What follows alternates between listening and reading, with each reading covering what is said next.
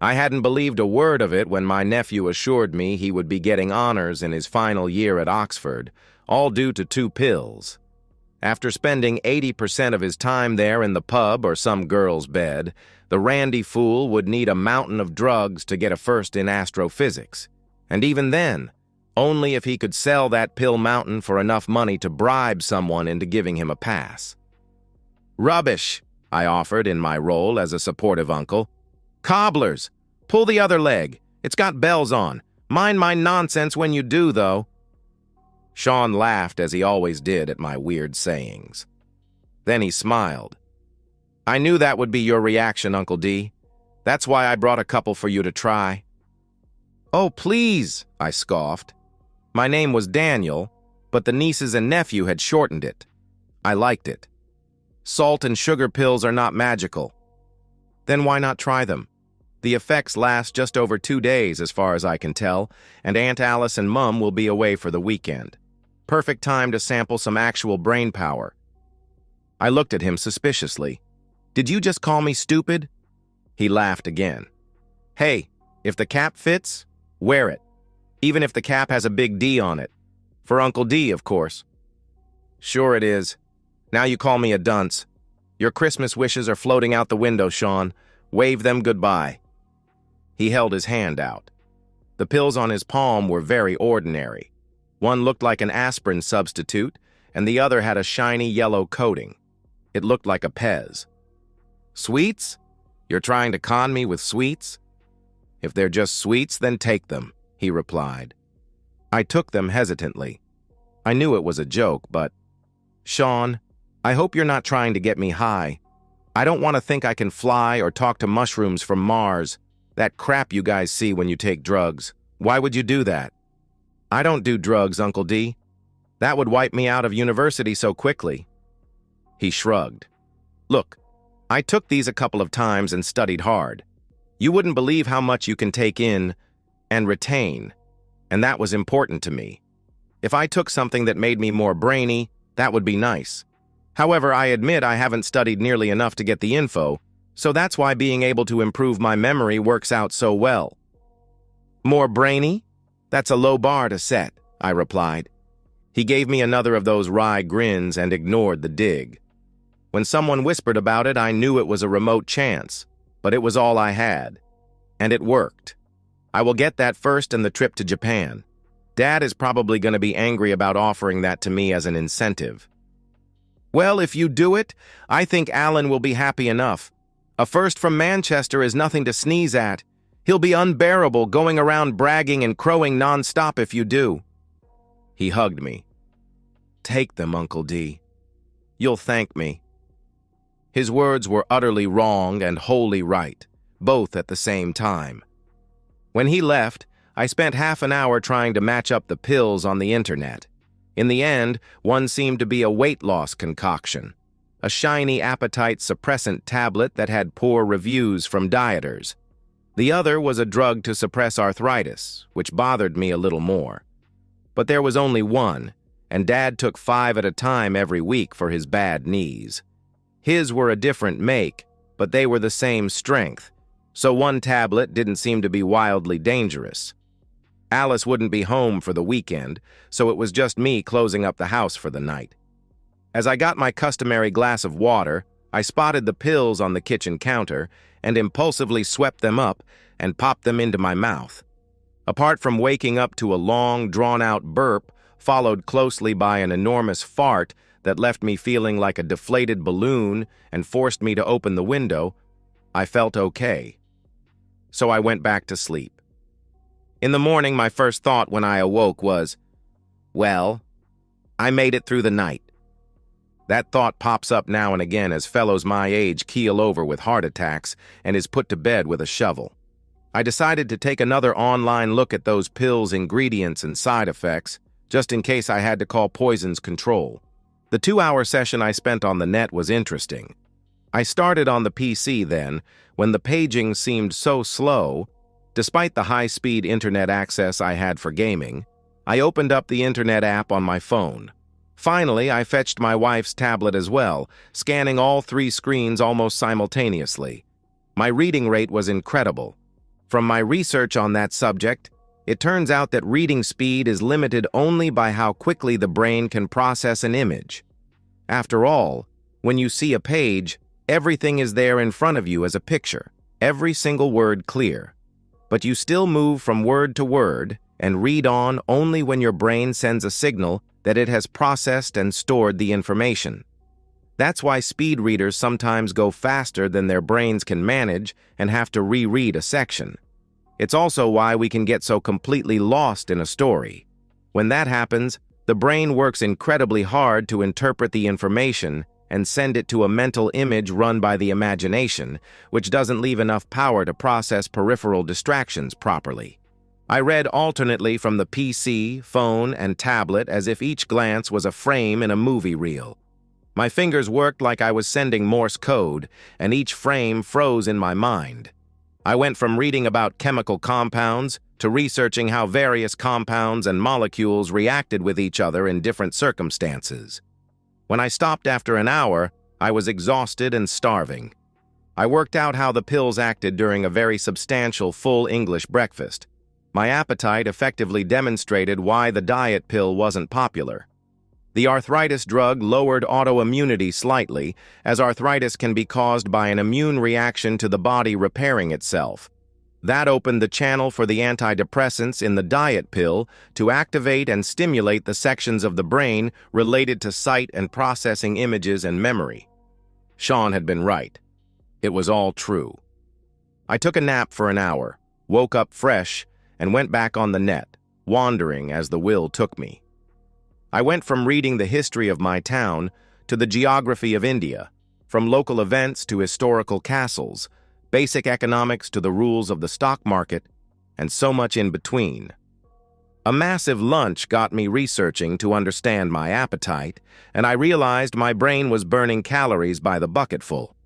However, food was relatively cheap, and with time available limited to 2 days, minutes were the real expense. I took several cuts out of the freezer to defrost. Halfway through the afternoon, my phone pinged several times. I reluctantly checked it and found a couple of messages from Alice. She and Rhoda had pooled their money to buy an antique side table they hoped to resell for a good profit, but had wiped out their budget in the process, so they would be just wandering around window shopping until the following night's train home. A picture was attached. A small brown table with thin, overworked legs and a couple of drawers tucked away under the top. It looked antique. It also looked ugly as hell. It certainly looked out of place in the hotel room the two of them sharing, which appeared to be furnished with standard, cheap-as-we-can-get hotel furniture that looked worn and tatty. More interesting was the 19th century town clock seen through the window and what looked like Morris dancers in the square in front of it. Ah, well. At least they would have some entertainment, although I doubted that Morris dancing, men dressed as yokels with bells on their legs dancing in circles and seemingly threatening each other with sticks, could be classed as entertainment. I snickered to myself. As far as I could tell, they had yet to profit more than 5% on anything they bought, but they really loved antiquing, and the two of them spent a weekend every couple of months buying that and trying to resell it as treasure. I didn't mind. It gave me a weekend free of husband jobs, and the two of them were always excited and happy with the possibility that they might discover a lost Chippendale or Hepplewhite. Shaking my head fondly at my wife's eternal hope, I researched her antique table. I could flick through pages online in seconds and remember each one. I found a match and discovered it was likely worth around £20, a 1970s knockoff of a cheap French style. An antique shop in another town was selling an identical one for $30, including delivery costs. The sisters-in-law would be taking a significant loss on this one. I sighed. The two of them loved their treasure hunting, but it seemed to cost way more than it brought in, and the trash they couldn't sell always ended up gracing our house. Then I brightened up. Making a mistake like that meant that Alice would soon try and make it up to me with plenty of love, which was always a good thing. She'd be a little quiet and depressed for a while, but then start to try and coax money out of me for their next weekend. Hell, I didn't mind too much. She could have taken up girls' nights out, and that I would have objected to, which would, in turn, have made for an unhappy wife.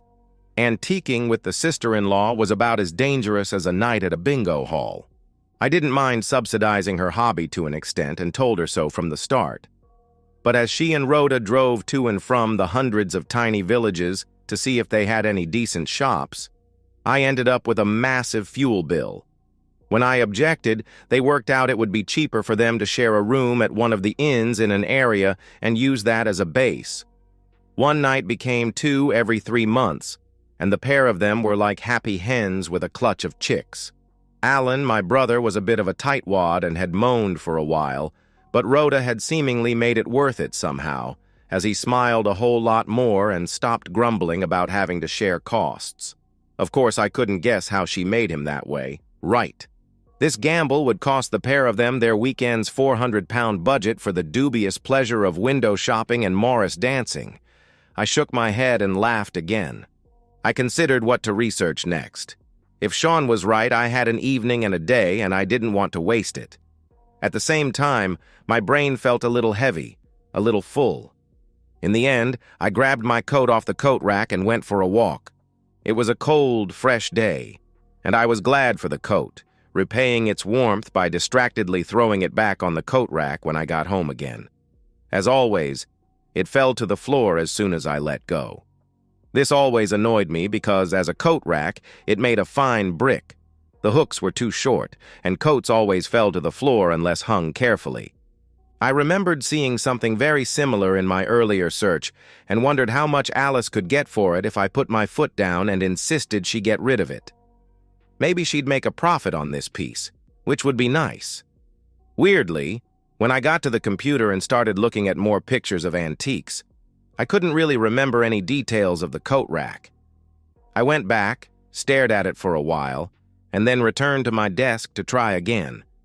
Nothing. I was devastated that the pills had worn off so quickly. I loved this self-education exercise, and the thought that I'd wasted so much of it by sleeping and eating left me disappointed. I took a picture of the coat rack on my phone, deciding to prop it next to the monitor as a reference. But once I looked at the picture, I found that it was suddenly clear in my memory. Puzzled, I went and found a piece from their last weekend, an oversized mug with a picture of the royal wedding on it. Like I said, low-quality tat. I turned my back and couldn't remember much detail apart from the faces. I used the phone camera and looked at the result, and that image also became crystal clear in my mind. Interesting. It seemed that pictures and scenes from real life were processed differently, or different brain parts handled the two. The medication hadn't prematurely worn off after all. Back at the PC, I looked at images of coat racks, the pages flickering past to a tap on the mouse. There were 3 photos of the one in question from 3 different shops, so the chances of it being a rare antique were so far beyond low that shark mess would be sky high. My brain made a connection. One of the shops on the Google Images page advertising the coat rack was the same one hawking Alice's side table. I shook my head. There's a sucker born every minute, and that shop obviously knew it. I looked at the picture of the mug. This time, the scroll wheel on the mouse almost heated up as I span it, the page of thumbnails continually flowing upwards. There was the cup. And lo, there was the name of a shop supplying it. 3 things bought by the adventurous entrepreneurs were all available from the same shop. Taylor Antiques in Harlington. Once is interesting, twice is a coincidence, and thrice is worth investigating. If the women were visiting different areas each weekend away looking for rare and unique items, surely the chances of buying 3 things also available from one shop were pretty remote. And if their purchases were available everywhere, they must have recognized that they couldn't make a profit. I went hunting through the house for other things my wife hadn't yet managed to palm off onto some other sucker. Within minutes, I photographed a jewelry box that played a tune while a ballerina rotated whenever the lid was lifted, a brass snuff box with a decent pattern etched into the top, and a supposedly Victorian tailor's dummy that now graced our spare room. The jewelry box turned out to be so common that I could have bought 3 within 5 kilometers of my house, while the other 2 were not quite so common. But all 3 were advertised on the website of Taylor Antiques. It was distinctly odd because the shop was in Harlington in Bedfordshire, and the hotel the women had booked was outside Ashford in Kent, where there was a plethora of antique shops. The two weren't that far apart, 100 miles or so, but the whole of Greater London was between them. Something was distinctly fishy. I decided to let my brain mull over things in the background while thinking about something completely different. I closed the internet search and booted up WOW to tank for a while. I wanted to see whether I could play better with these pills. Sadly, I couldn't. I knew the keys and buttons to press, knew where to move my character, even when and how the boss would be most vulnerable. But my fingers wouldn't cooperate. Bugger. My newborn dreams of playing in the professional gaming leagues crisped and turned to ash. Ah, well. Back to the puzzle. Google Maps was the next stop.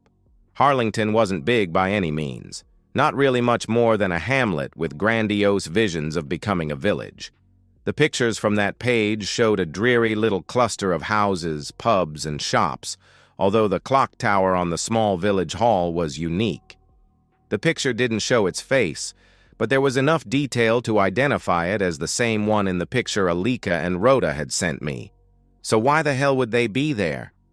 There was something about the name of the village, a nagging something that my old standard memory recognized but refused to detail. After trying various things to poke my old, slow brain, I finally checked the phone prefix online and found hundreds of pages of names listed within that phone area. With a sigh, I started clicking. Luckily, it didn't take long to process them. When I reached it, I was almost sure I knew what was going on when one name suddenly seemed to jump out. Talbot, C. Mr. 1472 Sundon Road, Harlington, 809-476. Talbot, Chris Talbot, him or his brother Callum. The Talbot twins, better known as the Tosspot twins when we were still at school, were would-be hard cases. They were low-level, low-class jerks who had bullied their way through life, even challenging my brother and me by trying to take our girlfriends in our penultimate year at school. They were 2 years older than Alan and 3 older than me, but were a year behind me in school, having spent a couple of years in a reformatory. Alan and I hadn't backed down, and the showdown had taken place behind the bike sheds.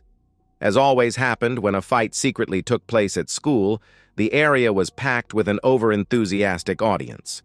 The Tosspots were treating it like some sort of championship fight and seemed to be copying Rocky Balboa, shadowboxing while running around in little circles. Michael and I just watched them from the other end of the open area in the center of the crowd. We'd worked out a plan, and acting like 5-year-olds on a sugar rush wasn't part of it. The 2 girls at the heart of this mess were amongst a gaggle of girls to one side in the neutral area between the 2 factions, which was disappointing.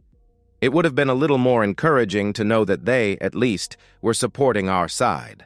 Now the twins were big, with hard homegrown muscles pumped up by years of forced labor on their stepfather's farm. So when they attacked, we wisely cheated and pulled out the cricket bats we'd hidden in a bush, and after we'd scored a few boundaries, they no longer wanted to fight.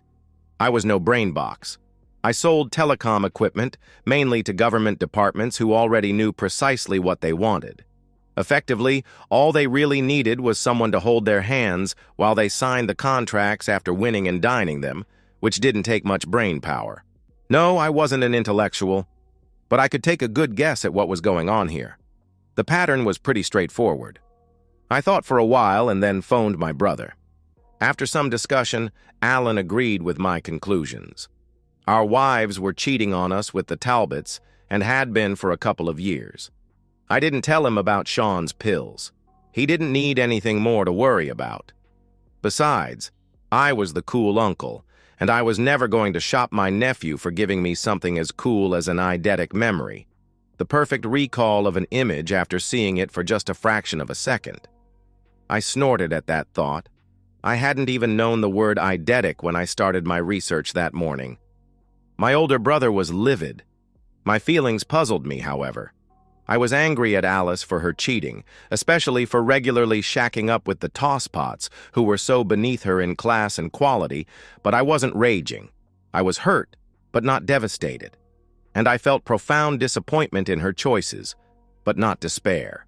All of which I had presumed would be the raging emotions I'd feel if the situation ever occurred. Perhaps the magic medicine damped down emotions. In this case, maybe I needed to let things process in my brain once again. I didn't feel like online gaming again, and the rain had stopped, so I wandered down to the shops and bought a pint of milk instead. I found myself staring at the shelves of beer and really wanted a liter or two of Newcastle's best brown ale. But I also didn't want to take any chances of mucking up the effect of the pills. Sadly, I went home to a cup of tea and a few chocolate digestives to dip in it, lost in my thoughts. Eventually, I went back to the computer and lost myself in page after page of French vocabulary. I had no idea whether it would work, but I was bad at languages and had always wanted to visit somewhere and speak to the people in their native tongue. After half an hour, I realized that I needed to study phonetic symbolism, spent 3 minutes on that, and then carried on a lot more comfortably with the French. I was startled when my phone rang. Oui, allô? Daniel ici. What? Qu'est-ce que tu veux dire? Quoi? I hadn't even thought about speaking in French. It had just poured out. Daniel? Alice's voice. Is that you? Yes, I replied. Why did you answer the phone like that? I was learning French. There was a long silence, and then I heard a snort. You're having me on. I shrugged. What did you want, Alice? Your brother was just here. I was surprised. He'd taken action far sooner than I'd expected. What did he say? He never said a word. He just stood there, his face so red I thought he was having a heart attack. Then he slapped Rhoda so hard she fell over and dragged her out of the room. Should I call the police? You sure you want to shine a light on that? I expect that would publicize your little secret, wouldn't it? Or did you really think that Alan's actions came out of the blue? He just woke up and decided to take out his dissatisfaction with life on Rhoda. The pause was even longer this time. What do you mean? She said finally. Come on, Alice. That's unworthy of you. You had to know the moment Alan appeared at a hotel miles away from where you were supposed to be that we'd learned all about your nasty little love weekends. There was the sound of a faint sob, and I could so clearly imagine her there, seated on the bed in her dressing gown. Her face would be pink, and her eyes red from crying. However, I felt little sympathy.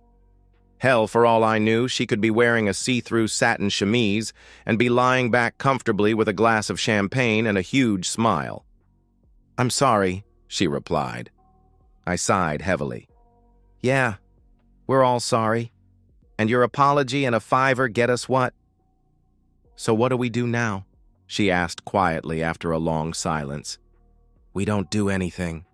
I will probably find somewhere else to live unless you want to move out and live with the syphilitic siblings. God, no, she stated emphatically. There seems to be a distinct lack of emotion from you about them. So it was just for the intimacy then? What, I didn't float your boat anymore? You were tired of Mr. Vanilla? Well, yes and no. What? Makes sense, I answered. I love you, and I love making love with you. But they are the complete opposite of you in every way, and that made it exciting. Ew, I said, despite appreciating her honesty. But I hadn't considered that she'd been having an affair with both of them. That had never crossed my mind. Both of them? Really? God, I'm even more disappointed in you. How did I not see this need in you to pander to your most base urges? What next? Are you going to go out and steal things, hurt children, torture animals, and murder people? Oh, come on, Daniel. I admit I cheated on you, but it was just intimacy. I don't deserve that. I'm not that bad. I think you are. Your selfish desires craved some unfamiliar attention, and you pandered to them. You happily went out and cheated, which is a primitive desire. It's the caveman part of your brain shouting, "I want it, so I will have it no matter what." Cheating, theft, rape, murder, they're all part of the primitive brain. That's why we don't do them, and created civilization to try and ensure that. It also means that the person who does those things hasn't evolved enough, doesn't have enough empathy to be civilized. Because the commonality in all those things is that when you allow yourself to do them, someone always gets hurt. The cost to the person doing it is often nothing because someone else always pays the price, in pain. And by your actions, you've shown that's who and what you are. I'm deeply disappointed in myself that I didn't recognize that. Oh, come on. That's ridiculous. I admitted I cheated on you, but I didn't try and kill you or steal from you or anything else, she replied. No, you just did the thing that would hurt me most. Worse, you deliberately planned it, carried it out, and even got me to pay for it, all the while knowing it would hurt me badly. I'm sorry, but I still don't see the difference. And if you think there is a lesser degree of pain in this situation that gives you salvation, then you're even further back down the path to that monkey brain than I thought. Alan, I never thought you would find out. I didn't set out to hurt you. I love you, she answered. You keep saying that, and perhaps you do, but you still did it happily and with malice aforethought. You never once tried to protect me from that cave woman you have in there. Actually, I'm probably denigrating Stone Age people by saying that. Monkey brain sounds better. Not to me, she said miserably. Nor me. I find myself married for the moment to a lesser evolved human-shaped being. Stop it. That's not fair. You're just trying to hurt me. It's a fight-or-flight reflex, Alice, I said conversationally. It's another part of that base brain, except this part tries to protect and survive when being attacked. I'm not attacking you. I never meant... How did you think I would react on discovering that you were off sharing low-life three-ways with your sister-in-law every 3 months, and amusingly getting me to pay in money and pain for the privilege of being humiliated? Or when I realized you were pointing me in one direction and then going in another to hide your lowest urges? Or when I understood you were buying junk from the same shop around the corner and pretending you dug it up in various places along your antiquing trips? Did you imagine I would carry on and ignore the whole thing? Or did you assume that I wouldn't care and might even be delighted that you were finally able to satisfy that arboreal primate within you? No matter how you look at it, you set out to attack me. I didn't. I didn't think any of those things. I thought you would never find out, so I never considered any of those questions. And it never crossed my mind that you were paying for my cheating. It was just part of our budget. How did you find out? And why are you talking like this? I've never heard you talk this way. Where is it coming from? She asked. An ordinary evolved mind, Alice. Your instincts took you back to a primitive base, and mine assisted me along to a better future. Now, knowing that, is there any reason you can think of why a primate and I should remain together? I can't see you staying with me as a pet. What if you devolved further? She was crying hard now. You're being so horrible, she sobbed. I wish you'd just slapped me as Alan did to Rhoda. I probably deserve that, but this is just cruel. Logic combined with that fight or flight. That's all. Any cruelty you feel is simply your reaction to my point of view. I'm sorry Alan hit Rhoda. I imagine both needed to reveal their pain and sorrow, him at her actions, and then her at his reaction. That's not my way. It was your way. You fought for me back in school. You fought for me and won me. It was exciting. So... Her words left me breathless for a moment. So, I had to continue fighting for you not to cheat? Is that it? Well, no. But it meant so much. It meant you loved me more than anything or anyone else. Then let me ask you this. Who did you fight for me? I asked. There was a long silence as she came to realize the untenable position in which she'd put herself. I'm sorry, Daniel. I'm so sorry. She hung up. I didn't phone back. I guess I hadn't loved her as much as I thought I did. Perhaps being together for as long as we had just worn that golden shine down to a patina.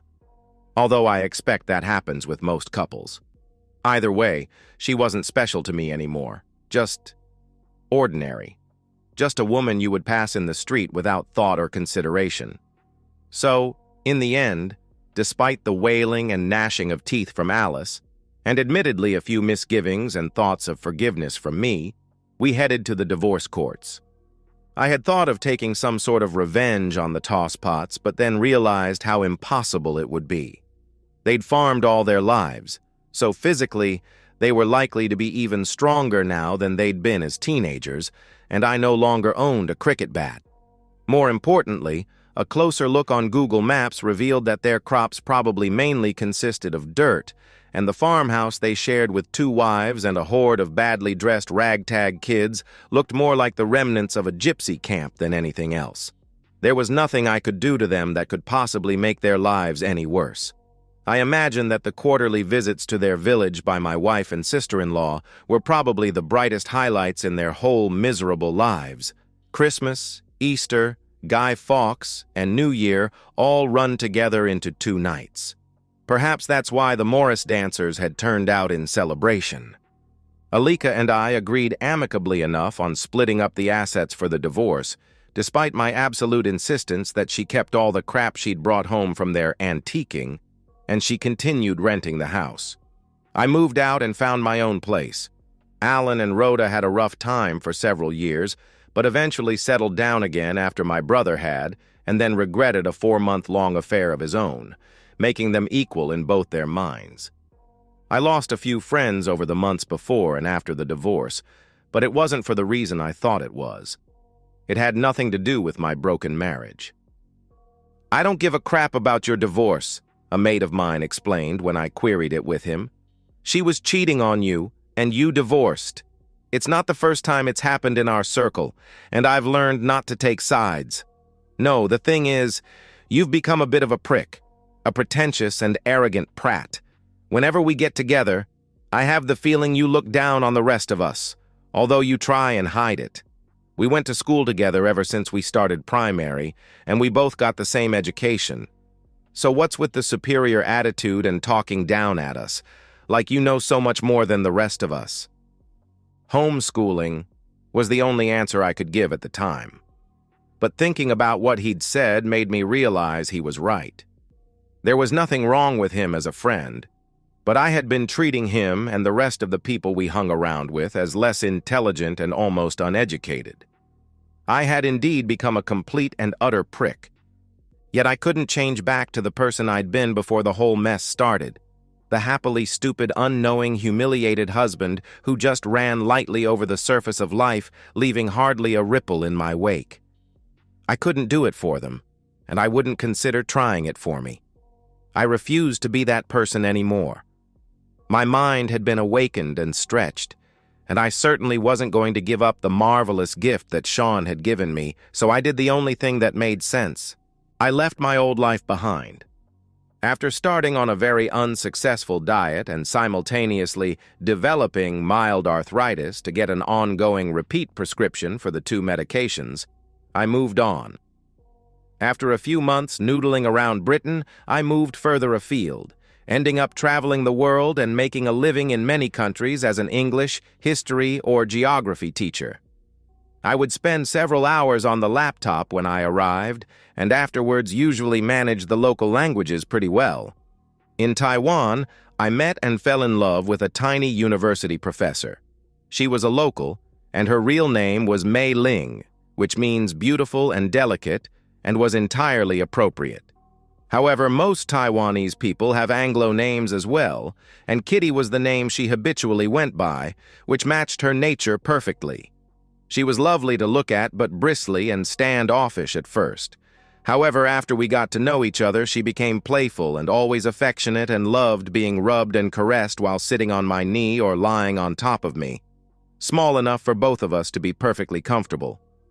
The rest of her preferences were all human, in the form of me, which was precisely how I felt about her, so we matched perfectly. After we married and moved to Australia, my nieces and nephews, individually or together, would come over and stay with us in Sydney whenever they could spare the time to take a holiday. Sean is delighted that I can talk to him on the same level about his astrophysics research and rocketry designs. However, we never discussed the pills, and I've never seen any rumors on the net. Perhaps those who know the secret also know they would be back to square one if everyone else knew as well. After all, who would stand out in a whole world full of Einsteins? And as for Alice, as lovely as it would be to imagine she pined away and died miserably without me, she finally met and married a farmer who wasn't a Talbot, raised a step-family, and is pretty happy with an ordinary life. Eventually, I apologized to her for cutting her down so sharply during that phone conversation. I assured her that she wasn't really a genetically deprived throwback or a base criminal, just a greedy, spiteful, and selfish person. Somehow she didn't see that as much of an apology, but I didn't feel the need to take it further. I've heard that she doesn't antique anymore, and every stick of furniture in her house is as brand new as they can afford. Memories aren't always sweet. And so, we've reached the end of today's story. Was it what you expected, or did it take a twist you didn't see coming? I'm curious to hear your thoughts. Share them in the comments below, and let's get a conversation going. If this story kept you hooked, make sure to hit that like button. And if you're new here or just haven't subscribed yet, now's the perfect time to join our community. I bring you fresh, captivating stories every day, so click that subscribe button and turn on notifications so you never miss out. Thanks for watching, and I'll see you in the next one.